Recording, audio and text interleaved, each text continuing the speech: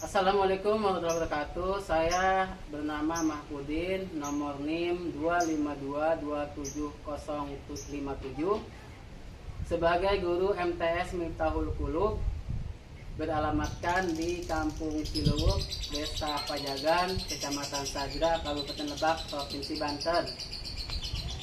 Saya sebagai anggota PPG dalam jabatan batch 3 2025 di YIN Manado.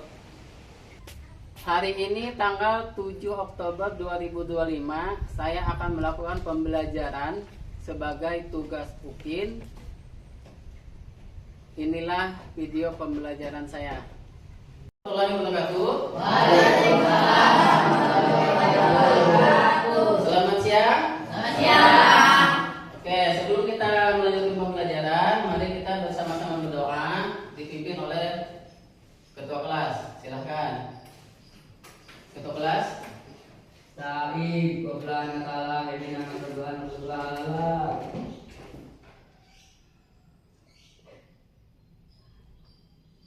Ketum Ramadan al-Tahun. Assalamualaikum warahmatullahi wabarakatuh.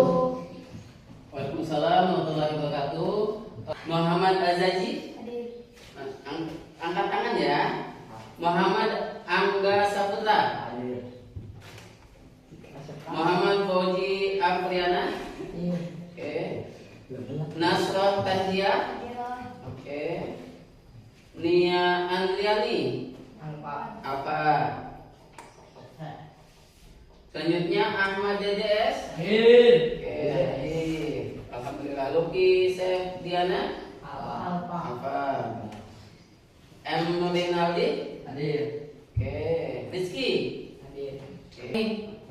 Yang akan kita bahas hari ini adalah tentang sholat. Di mana sholat itu ada 3 komponen. Ada rukun. Ada apa? Rukun. Ada sunnah. Sunnah ini terbagi menjadi 2. Ada sunnah abad, ada sunnah ayat. Di mana sunnah abad ini kalau ketinggalan kalian harus dilengkapi dengan sujud sahwi. Makanya ada sujud sahwi. Kenapa ada sujud sahwi? Karena kalian meninggalkan sunnah abad. Kalau sunnah ayat kalian ketinggalan nggak apa-apa. Gitu. Jadi intinya ketiga hal itu tidak bisa terpisahkan ketika kalian melakukan sholat. Nah, sebelum kita ke sana, kita akan bahas dulu pembahasan sebelumnya, di mana ketika kita mau melaksanakan sholat, kita harus memperhatikan dulu ada syarat wajib,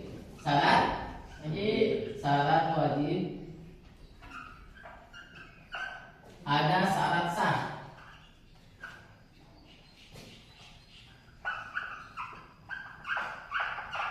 Nah, kenapa ada syarat wajib? Seseorang bisa wajib apabila memenuhi syarat ini. Jadi seseorang itu bisa wajib. Syarat wajib sholat. Kenapa seseorang bisa wajib sholat? Nah, ini syaratnya. Kenapa? Yang pertama adalah balik. Apa? Balik. Yang kedua adalah Islam. Yang ketiga, ada yang tahu? Kita hilang akal. Syarat sah sholat apa? Yang pertama, kalian harus suci dari hadas maupun najis. Dari najis maupun hadas. Najis maupun hadas. Hadas apa hadas? Tahu. Suci dari najis. Najis itu terbagi menjadi 3. Ada najis mughaladhah, mutawasithah, terus apa lagi? Mukhafafah. Nah, ketiga najis itu harus hilang dulu, baru kalian sah sholat. Kalau hadas itu hadas itu terbagi menjadi 2. Ada hadas kecil, ada hadas besar. Hadas besar hanya bisa hilang kalau mandi. Kalau hadas kecil cukup dengan wudu. Paham ya? Oke. Awal-awal bahwa sholat itu tidak akan bisa lepas dari yang namanya rukun. Rukun.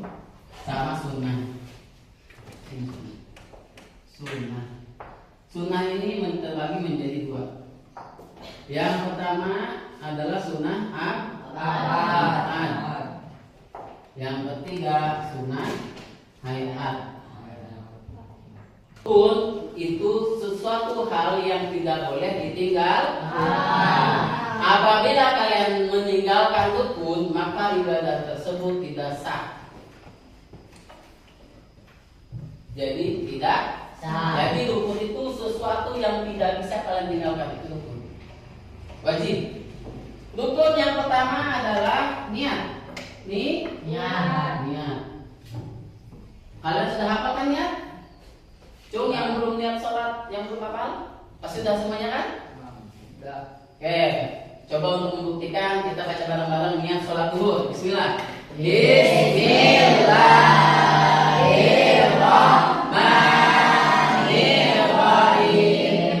Usalli fardhu zuhri arba'in mustaqbilal qiblati ada lillahi ta'ala Allahu Akbar.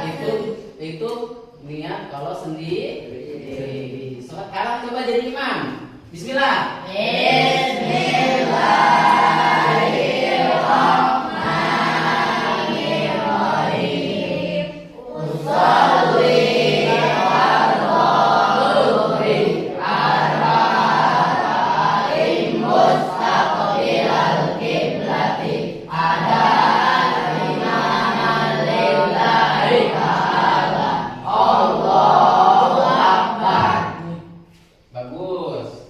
Bapak salut semuanya udah hafal. Sebenarnya sholat juga itu salah satu pengamalan Pancasila yang pertama.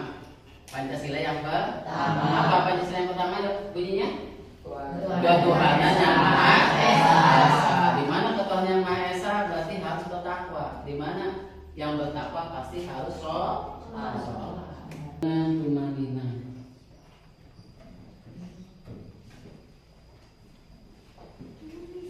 Yang keenam. Yang keenam, iktidal. Ya, iktidal dengan tumanina.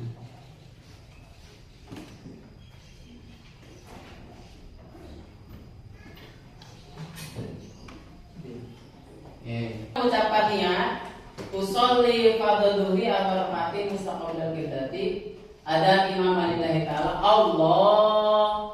Nah, itu takbiratul ihram. Nah, ini mengangkat sampai ke telinga begini. Ini laki-laki. Untuk laki. Kalau untuk perempuan setelah membaca Al-Fatihah kan amin. Apa itu rukun? Rukun bukan? Bukan. Disebut nggak di sini amin? Enggak. Berarti rukun bukan? Bukan.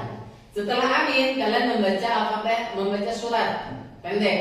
Apa rukun? Membaca surat ketika sholat itu rukun bukan? Bukan. Karena di sini nggak ada. Berarti bukan rukun. Kalian jangan sampai menambah-nambah atau mengulang-ulang atau melebih. Jangan sampai kalian lihat di kampung ada yang ini. Itu salah.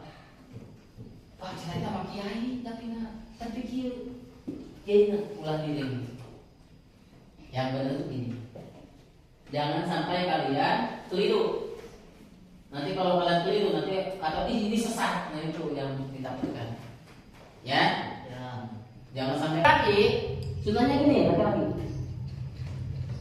Jadi si anak kucing bisa lewat di sini.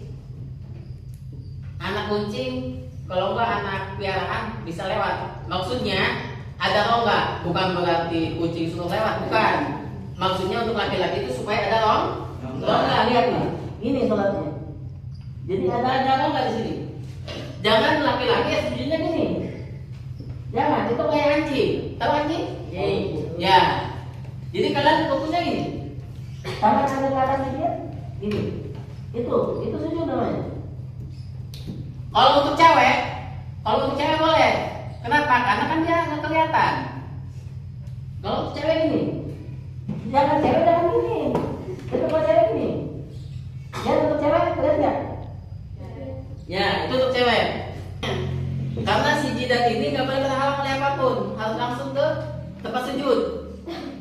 Makanya kalau pakai peci itu harus seginiin pecinya, harus sampai sini. Udah sampai kia peci itu. Jadi jangan sampai ngehalang ketika sujud.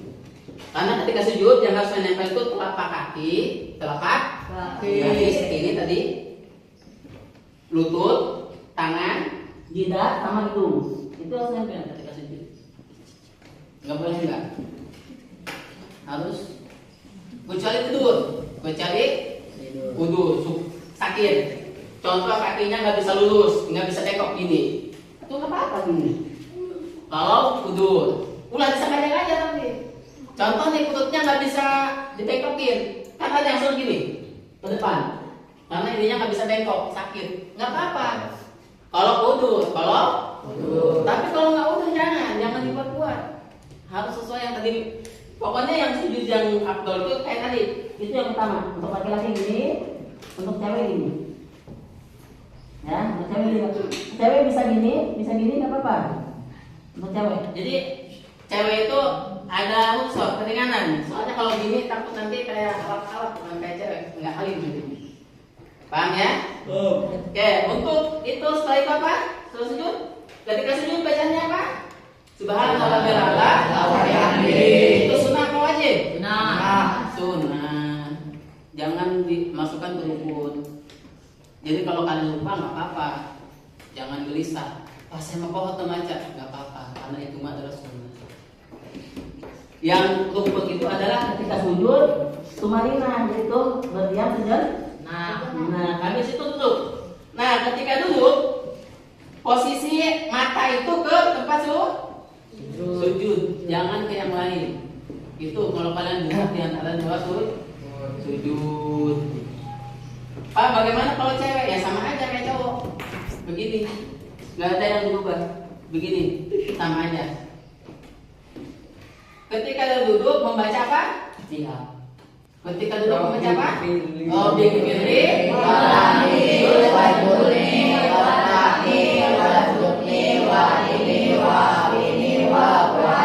itu sunnah apa rukun? Sunnah. Bacaan itu termasuk sunnah. Kenapa ada bacaan? Supaya itu malinan. Jadi duduknya berhenti dulu. Oh, bikirli, warhamni, wajhuni, wakaneni, subhanallah wa bihamdihi. 3 kan? Habis itu bangun. Nah, ketika bangun ada yang menyunahkan begini. Ketika bangun ada yang sunnah gini dulu. Kita duduk dulu sebentar lalu bangun. Itu sunnah. Duduk ketika mau bangun. Karena sujud nih. Ya kan? Bangun nih, kita baru. Nah, itu sunnah. Berdiam sejak sedikit. Itu sunnah. Duduk sebelum berdiri. Jadi kalau di masyarakat kalian melihat ada yang kayak gitu, jangan bisa sesat. Enggak. Itu yang benar kayak gitu. Pak, bagaimana kalau habis sujud langsung gitu, foto, nggak apa-apa, kan itu sunnah. Gitu. Oke, kita bahas lagi. Apa di sini? Sunnah apa? Sunnah tahiyatul awal. Apa tahiyatul awal? Baca apa aja? Baca sholawat. Baca tahiyatul awal ya.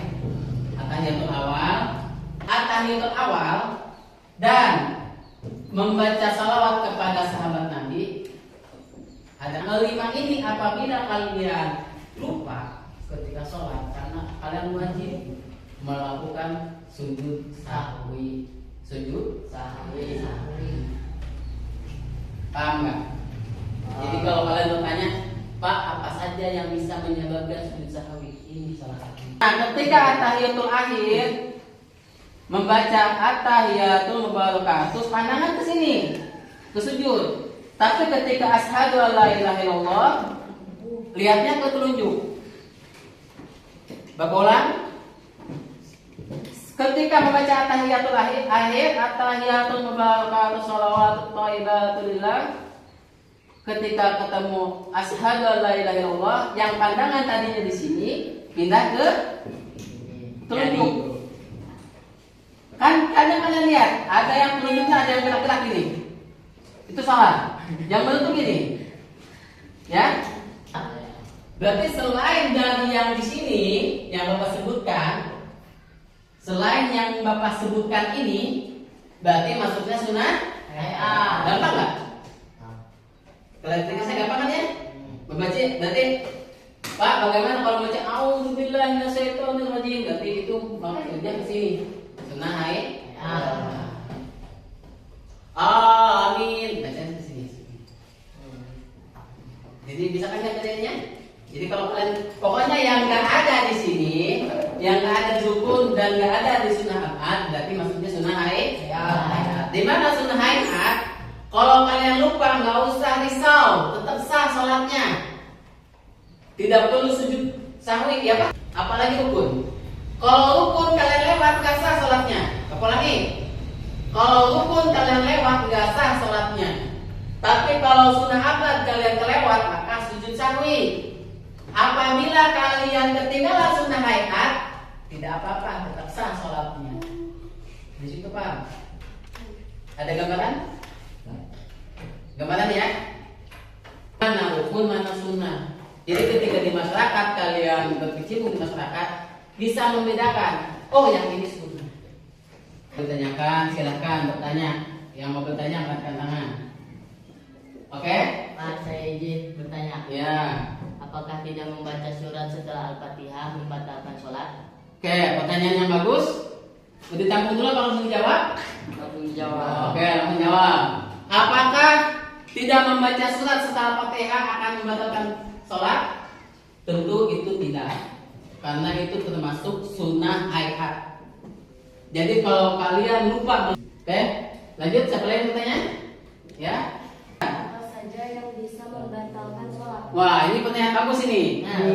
Bagus ini. Kalian harus tahu apa saja yang bisa membatalkan sholat. Yang perlu kalian pegang yang pertama, yang membatalkan sholat adalah segala sesuatu yang membatalkan wudhu itu membatalkan sholat. Segala sesuatu yang membatalkan wudhu, angin, awet sholat, dan angin.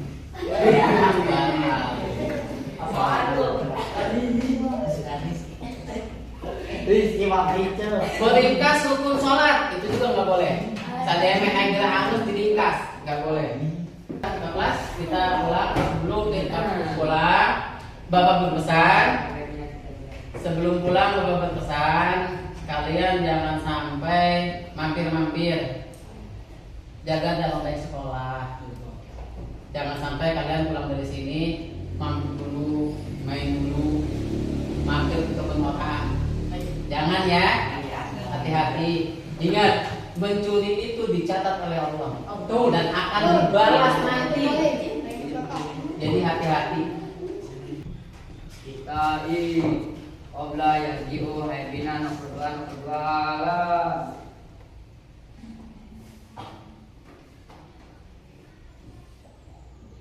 Assalamualaikum warahmatullahi wabarakatuh. Ya, selamat pulang dari sini dulu.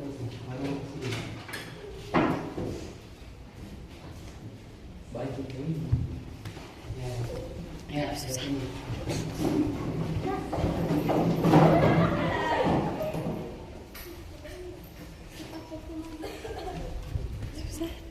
Ya, Selesai. pulang ya.